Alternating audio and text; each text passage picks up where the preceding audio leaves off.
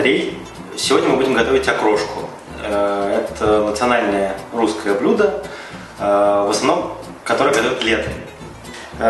Сегодня мы будем ее делать, скажем так, по максимально домашнему рецепту, используя колбасу, картофель, яйца, огурцы, немножко редиса, капельку хрена и укроп в качестве декоративного украшения.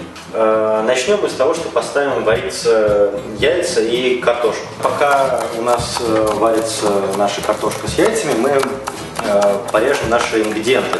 В качестве мясного ингредиента можно курицу использовать или же просто вареное мясо. Есть вегетарианские рецепты, где используются сыры, например, какой-нибудь копченый. Хрен мы почистили, теперь мы его натрем на крупной терке. Надо не упустить, чтобы после приготовления картофеля и яиц дать им остыть.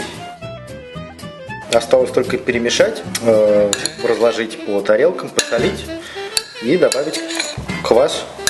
Также в окрошку можно делать на кефире, да хоть на йогурте, собственно. Приятного аппетита, до следующих встреч!